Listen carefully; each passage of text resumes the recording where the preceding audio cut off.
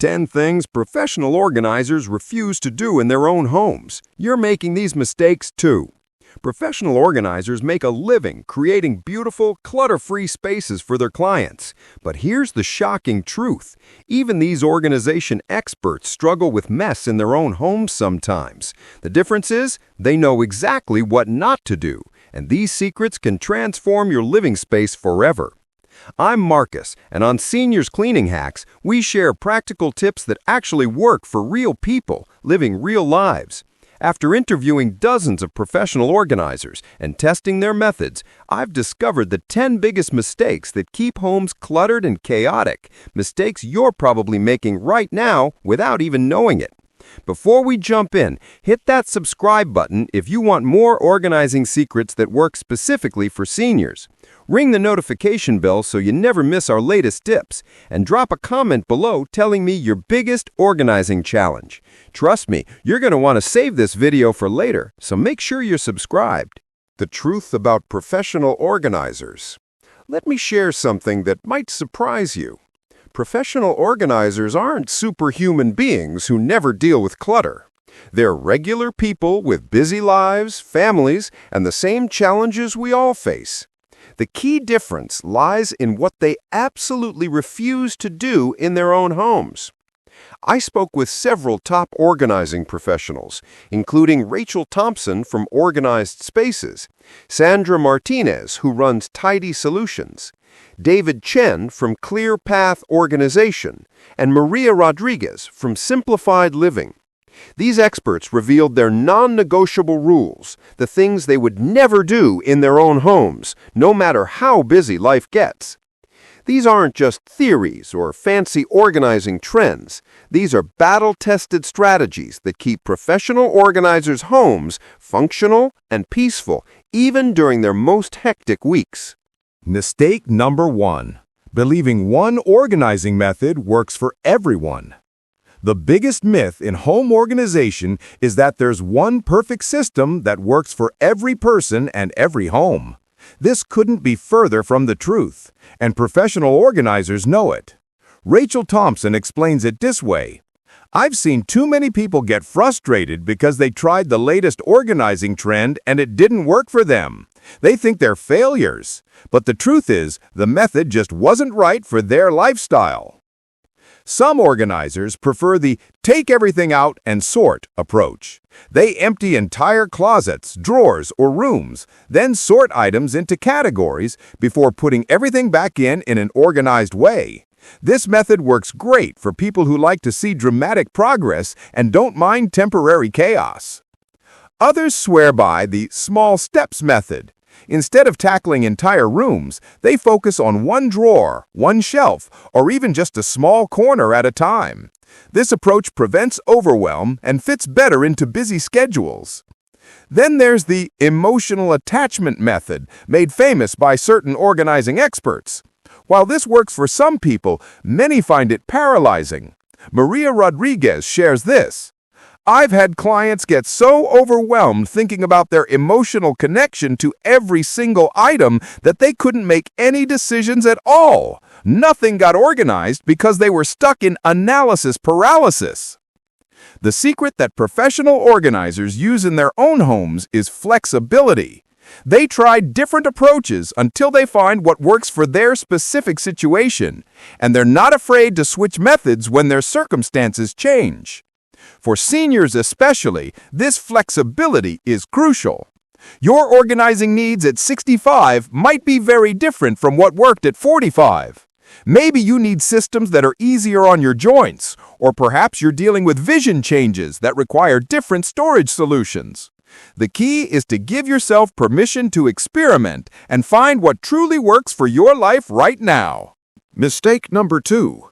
Going overboard with organizing products. Walk into any store and you'll see aisles filled with organizing products.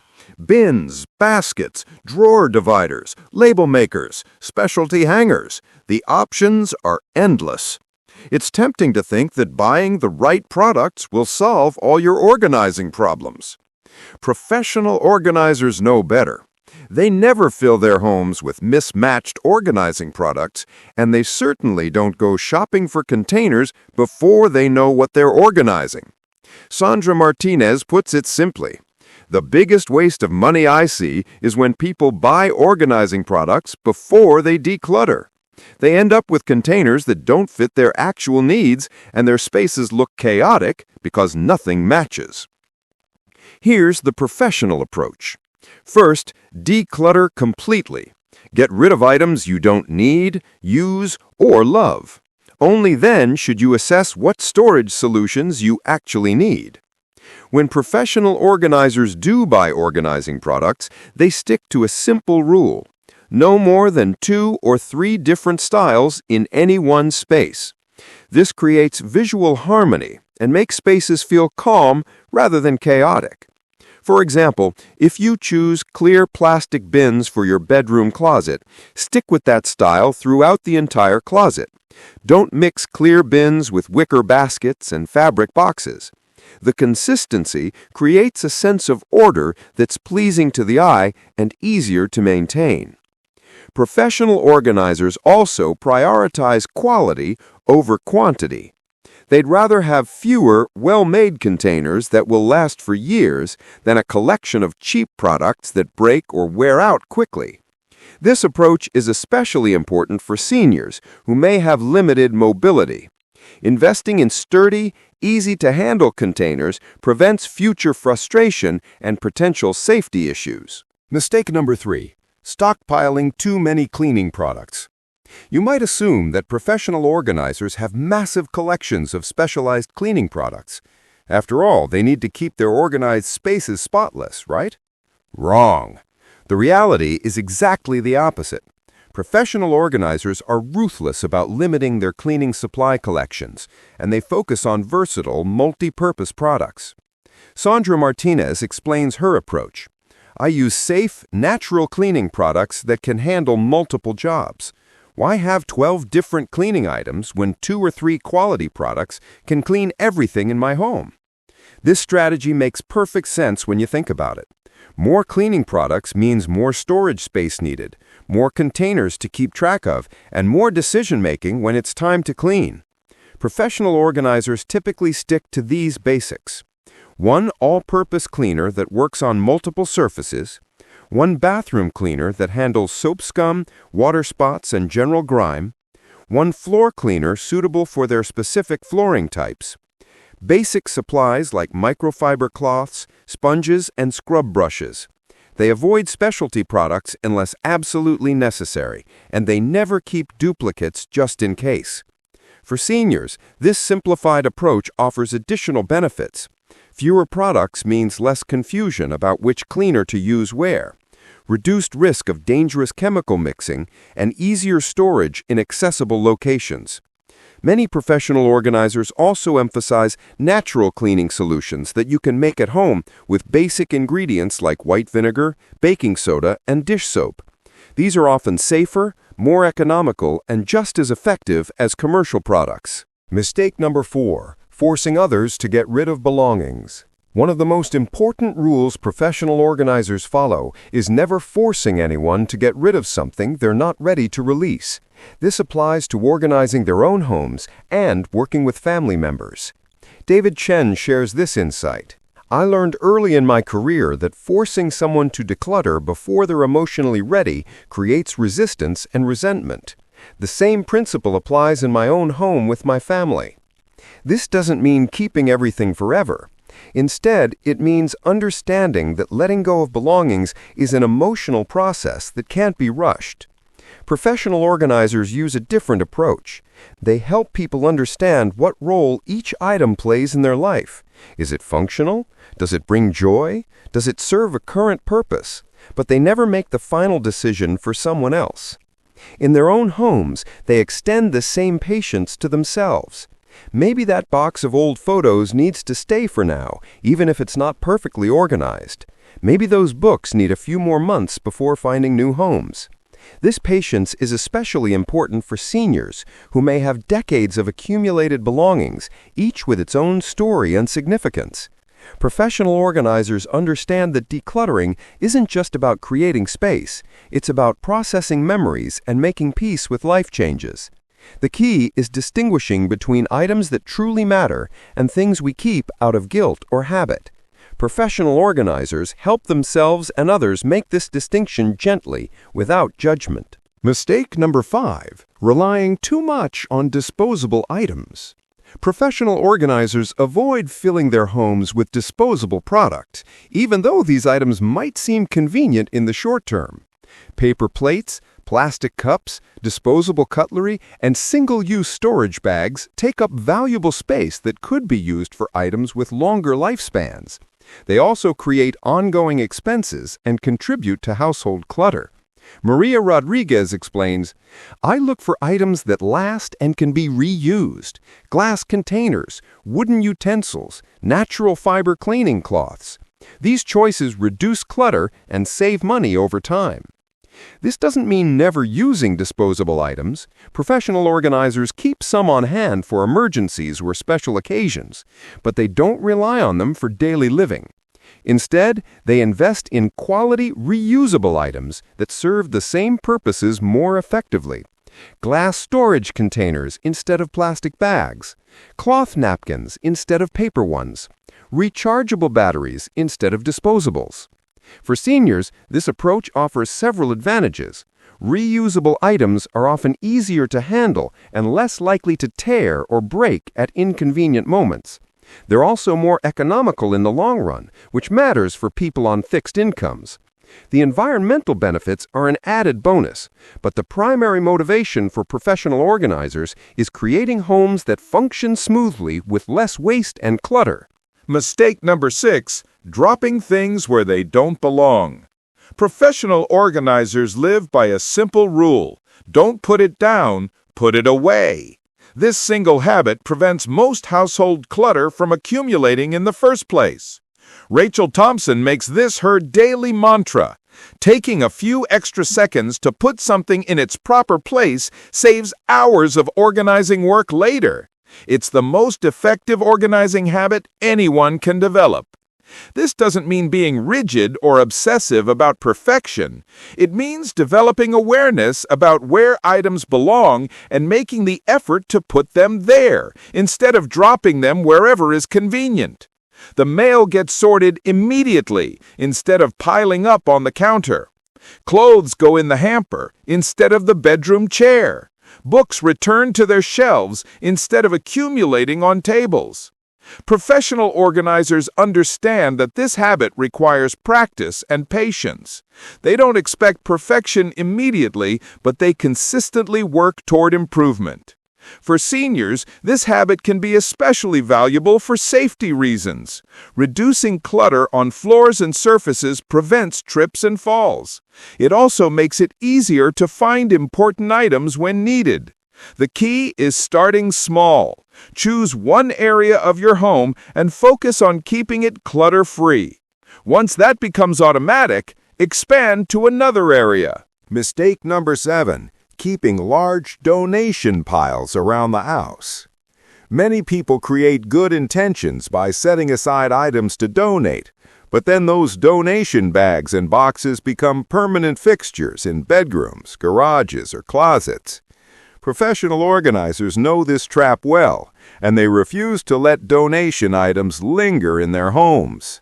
Rachel Thompson is firm about this. Get donation items out of the house the same day or week you decide to let them go. Otherwise, they just become another form of clutter. The problem with keeping donation items around is psychological as well as practical. Seeing those bags reminds you of the decluttering work that's almost done, which can be mentally exhausting. Plus, there's always the temptation to go through the bags again and retrieve items. Professional organizers use several strategies to avoid this trap. They identify the closest, most convenient donation drop-off location and make regular trips there. They don't worry about finding the perfect organization for each item. Getting things out of the house quickly is more important than optimizing every donation. They also give themselves permission to throw away items that are truly too worn or damaged to donate, rather than holding on to them out of guilt. Some professional organizers schedule donation pickups if they're available in their area. This creates accountability and ensures items leave the house on a specific date. For seniors who may have transportation challenges, this strategy becomes even more important. Consider asking family members or friends to help with donation runs, or research organizations that offer pickup services. The goal is progress, not perfection. It's better to donate items to the first available organization than to let them sit in your home for months while you research the ideal recipient. Mistake number 8. Leaving too much stuff on kitchen counters. Kitchen counters are magnets for clutter. Mail, keys, small appliances, food items, and miscellaneous household objects all seem to gravitate toward these surfaces. Professional organizers are ruthless about keeping their counters as clear as possible, and they challenge their clients to do the same. David Chan explains the reasoning. When counters are covered with stuff, cooking becomes stressful and cleaning becomes nearly impossible. Clear counters make the whole kitchen more functional and peaceful.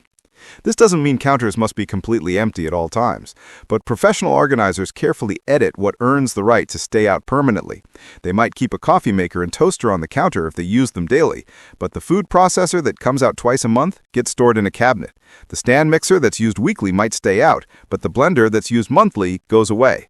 The key is honest assessment of actual usage patterns, not intended usage. You might think you'll make smoothies every day, but if you've only used the blender twice in the past month, it doesn't deserve counter space. Professional organizers also create designated spots for items that temporarily land on counters. A small basket for keys and sunglasses, a mail sorter for incoming correspondence, a charging station for phones and devices.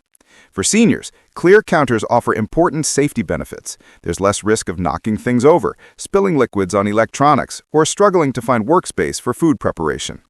Start by removing everything from your counters, except items you use daily. Then gradually add back only the things that truly earn their place to regular use. Mistake number 9. Carrying shame about organizing setbacks. Perhaps the most important insight from professional organizers is their attitude toward imperfection. They don't beat themselves up when their homes get messy, and they don't expect perfection from themselves or their clients. Maria Rodriguez is honest about her struggles. I sometimes let dishes pile up, run out of clean clothes, or have mail scattered on my dining table. Life gets busy, and I'm doing my best. I wouldn't judge a client for these same issues, so I don't judge myself either. This self-compassion is crucial for maintaining long-term organizing success. When people expect perfection and then fall short, they often give up entirely. But when they accept that setbacks are normal and temporary, they can quickly get back on track. Professional organizers understand that organizing is an ongoing process, not a destination. Homes naturally accumulate clutter through daily living, and regular maintenance is required to keep things functional. They focus on progress over perfection and celebrate small improvements rather than waiting for dramatic transformations. For seniors especially, this mindset is liberating. Physical limitations, health challenges, or major life changes can make organizing more difficult. Self-compassion allows for flexibility and adaptation rather than frustration and giving up. The key is treating yourself with the same kindness you would show a good friend facing similar challenges. Mistake number 10. Ignoring the maintenance factor. The final mistake that professional organizers never make is thinking that organizing is a one-time project. They build maintenance routines into their daily lives and adjust their systems when they stop working. Sandra Martinez emphasizes this point. The most beautiful, organized space in the world will fall apart without regular maintenance.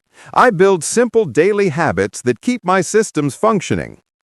This might mean spending 10 minutes each evening putting things back where they belong, or doing a quick declutter session once a week, or seasonal reviews to assess what's working and what needs adjustment. Professional organizers also recognize when systems need to change. Maybe the filing system that worked 5 years ago doesn't fit current needs.